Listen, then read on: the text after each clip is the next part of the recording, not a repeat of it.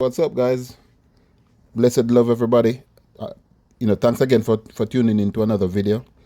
Please let me just tell you guys, as always, that how much I appreciate you taking time out of your busy schedule to join me in another video. And also, guys, please remember to like the video, share the video, subscribe if you haven't already done so, and hit that notification bell. All right. And comment, guys, comment and let me know what you think about the video, something in the video that you see that I didn't mention, or something that I have said that you may or may not have agreed with. All right, just comment and let me know what you think. So, guys, this picture that you're looking at on your screen, it's really a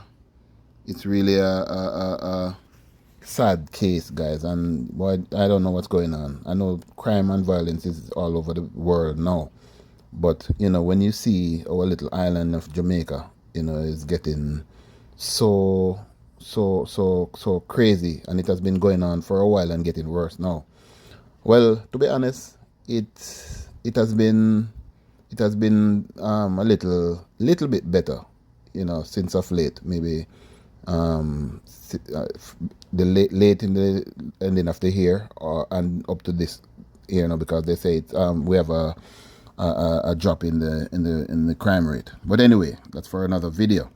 So this one now, guys, a businessman was shot and killed and his wife injured in Grand Spen, and that's a gun attack, another gun attack.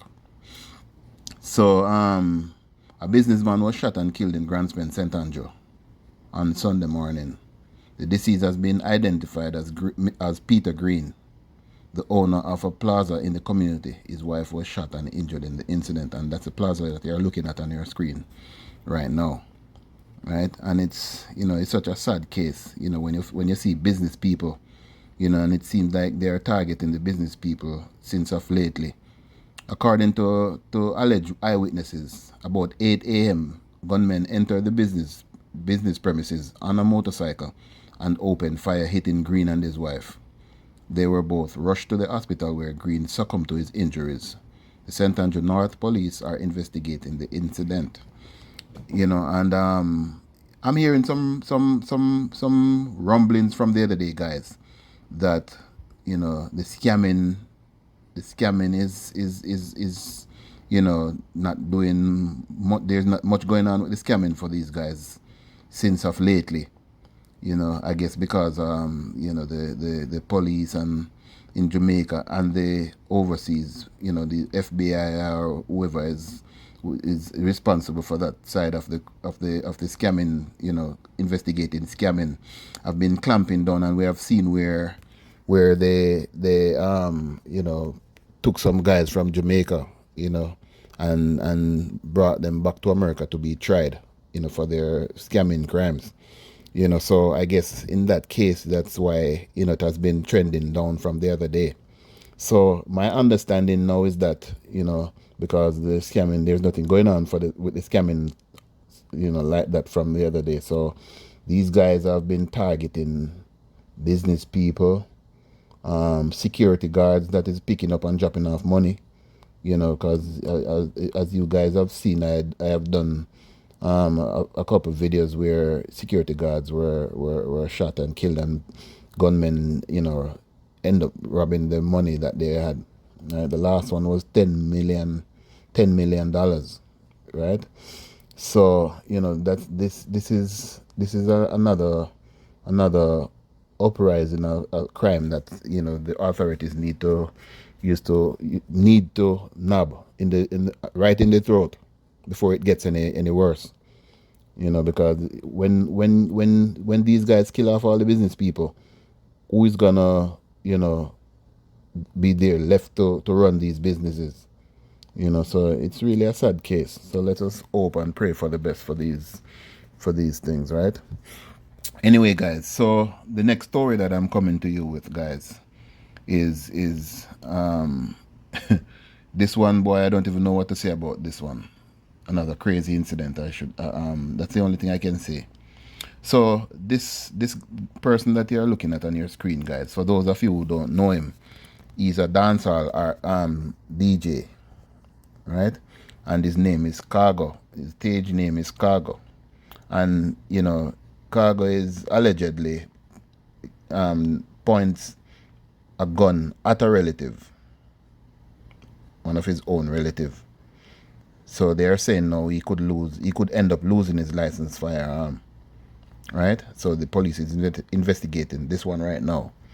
So and this is not the only time, you know, that he has done something like this. Also, dancehall entertainer Khago may lose his gun permit license after allegedly pulling his firearm on a relative at his home in Knockpatrick, Manchester.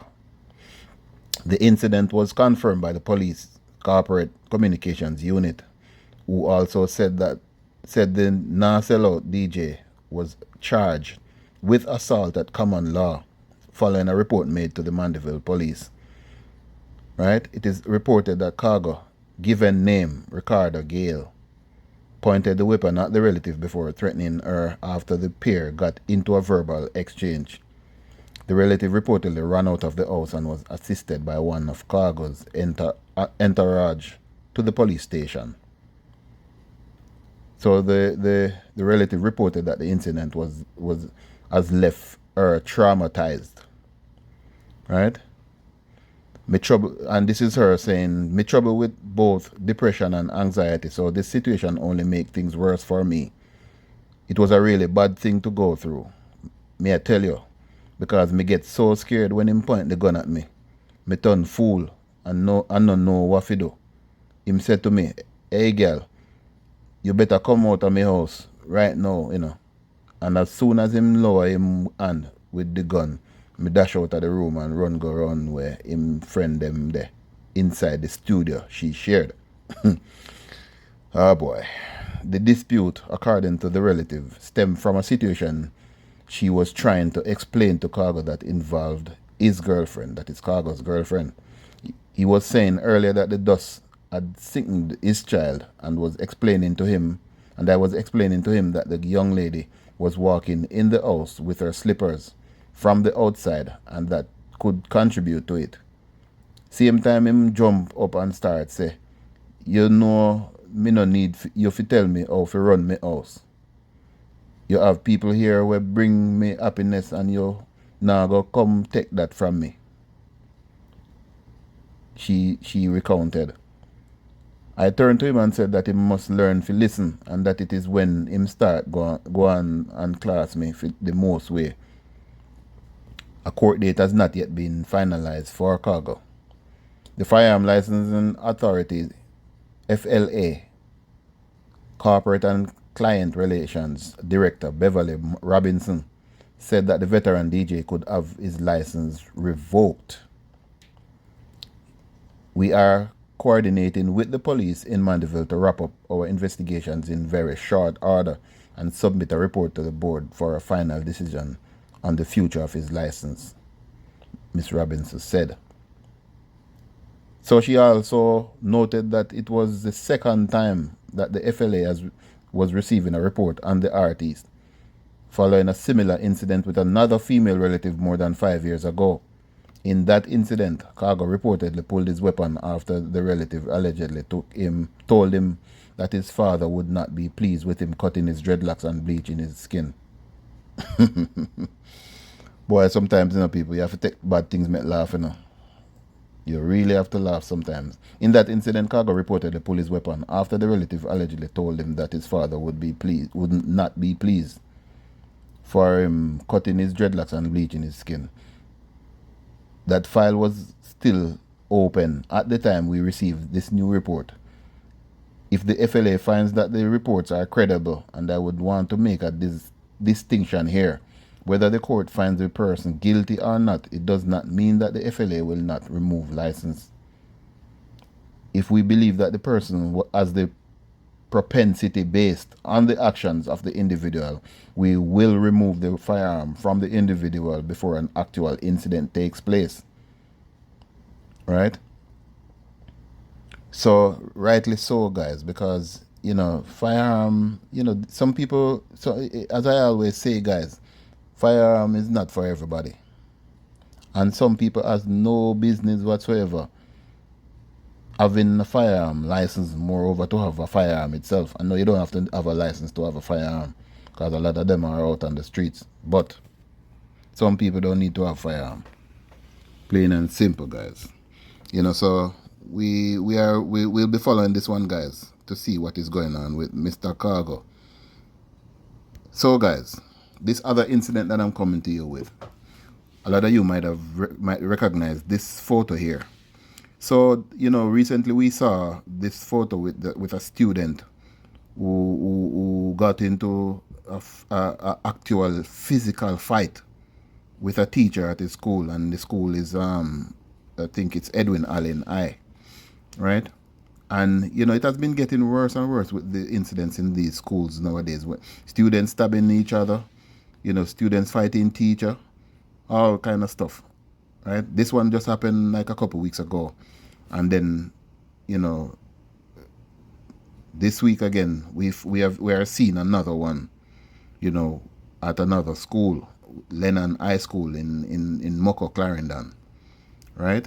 And it's I don't know what is going on with our kids these days, boy, because, well, I guess what they're paying attention to what is happening with us, the adults. So they say kids live what they learn, right? So now these two students got into an argument outside of the school, outside of the school, like at the gate, right? It ended up one getting hospitalized, and I don't know if the other one, I'm not sure if the other one was arrested as yet or whatever, but the student of Lennon High School in Clarendon has been hospitalized after being injured in a fight with a schoolmate outside the front gate of the institution on Monday.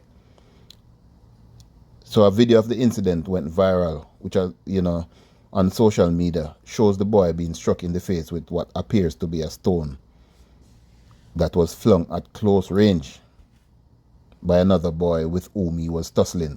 And guys, for those of you who didn't see the video, we can't post it on YouTube, but it was so close that the guy, the boy who threw the stone, was able to jump on top of the other one while he was going down. So just imagine how close he was when he threw that stone, right? The boy collapsed, right? And as you can see in this picture on your screen, guys, that's it. That's him on top of the other boy, right? And he was lifeless after the fact. The boy collapsed and lay on the ground, motionless, as screams could be heard from among the crowd of students gathered at the scene. And even other students had to be running so as not to get hit by a stone, right? The boy, who was lying face down with his knapsack still on his back, was eventually turned over by another male student. A trail of blood could be seen on the ground from a gaping wound on the boy's face, right? And that's where the video ended. So, head of the Clarendon Police Superintendent Carlos Russell says the matter is being investigated. And I'm sorry, guys. So it's really getting sad, guys. Really, really getting sad. And we don't know how we can deal with these cases, that is going on in the schools. I mean, as they say, it takes a village, right? It takes a village. So we everybody needs to to come together and try to deal with these students the right way. And it starts at home, right? It starts at home, guys. So the parents, for whatever reason, I don't know, maybe some of you not disciplining your kids properly, or something to that effect. I don't know, but as I'm still saying it starts at home, guys. So we need to get a hold on these situations, guys, for real, because we have seen where students have died already, from altercations in school with other kids. You know what I mean? So, and to think about it, guys, most of the time when you hear these incidents, when you hear what is causing what caused the altercation, you have to be like, you just shake your head, because it's really crazy. It's really really crazy. And it is alleged that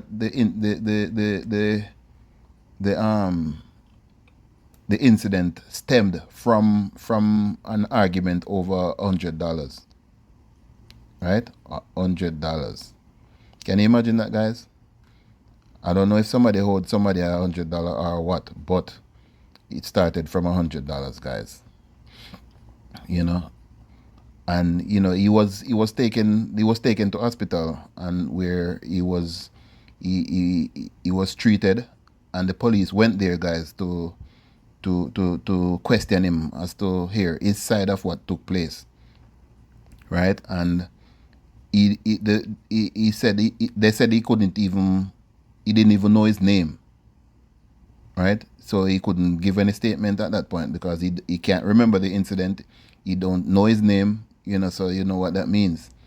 That's a concussion right there. He lost his memory. So, let's hope this little boy here get back to normal, and come out of this normal. You know what I mean? Gets back his memory, because he's a young kid, so he needs to, go back to school and stuff like that.